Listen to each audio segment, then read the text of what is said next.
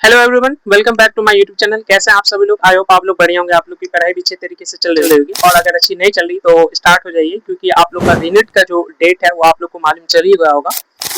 21 जनवरी 2026 को आपका फिर से रीनिट एग्जाम होने वाला है और हम इस टॉपिक को नहीं लेते हैं कि नीट एग्जाम में क्या हुआ, कैसे हुआ और इसके पीछे किस चीज का हाथ है। तो इस वीडियो को या फिर इस पार्ट को किसी नेक्स्ट पार्ट में लेंगे, किसी नेक्स्ट एपिसोड वीडियो में लेंगे।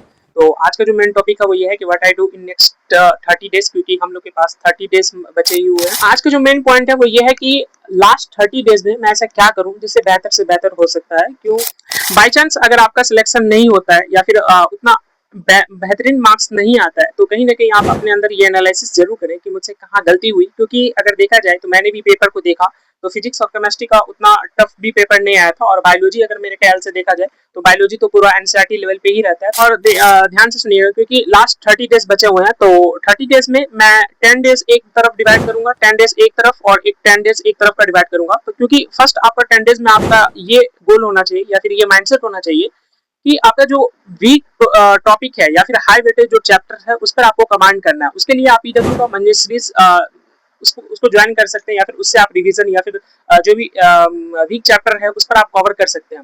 नेक्स्ट जो 10 डेज का पार्ट है वो ये है कि उसमें आपको पूरा रिवीजन करना है, क्योंकि एनसीईआरटी का अगर देखा जाए तो बायो तो पूरा एनसीईआरटी लेवल पे ही रहता है। तो कहीं ना कहीं आपको उसमें रिवीजन करने की बहुत जरूरत है। अब लास्ट 10 डेज की अगर बात किया जाए तो उसमें आपको सिर्फ प्रैक्टिस करनी है, क्योंकि सिलेक्शन का तो जो रेशियो होता है वो डायरेक्टली प्रोपोर्शनल होता है, वो आपका क्वेश्चन प्रैक्टिस है। तो क्वेश्चन प्रैक्टिस भी इंपॉर्टेंट है। तो आप लास्ट 10 डेज अगर रखते हैं क्वेश्चन प्रैक्टिस का तो वो भी मोर देन इनफ है।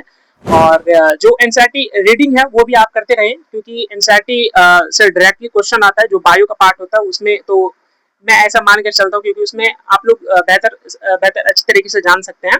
बाय द वे अगर बात की जाए टाइम टेबल का तो देखिए हमारे पास या फिर आपके पास टाइम नहीं है, क्योंकि 30 डेज ही बचे हुए हैं। तो आप ये मानकर चलिए, क्योंकि जितना हमसे पढ़ाई हो सकता है मैं हम उतना करें कि पेपर कैसा आएगा नहीं आएगा तो घबराना नहीं है। ऑल द बेस्ट, आपका पेपर अच्छा जाए। और वो बात की बात है कि नीट यूजी 2026 जो पेपर हुआ था उसमें क्या क्या हुआ नहीं हुआ वो किसी नेक्स्ट पार्ट में करेंगे। आई होप आप लोग वो सब आप लोग इतना मैच्योरिटी लेवल आपके अंदर आ गई होगी कि आप लोग चीजों को समझ सकते हैं कि इसके पीछे क्या हाथ है क्या नहीं है।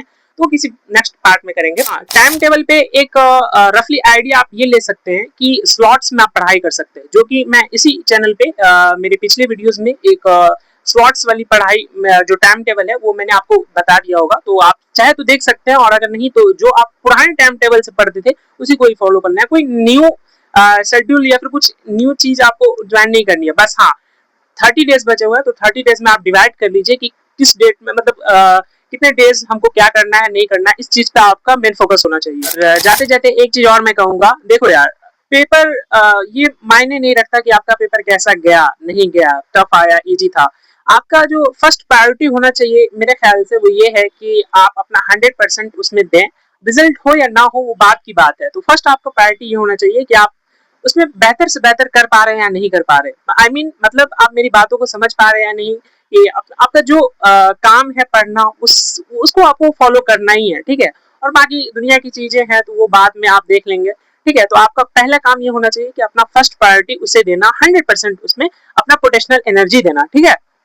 और बाकी जैसा भी आपका एग्जाम हो उसके लिए ऑल द बेस्ट। और आई होप आप लोग भी मेरे लिए दुआ कर दें कि मेरा भी एग्जाम आने वाला है।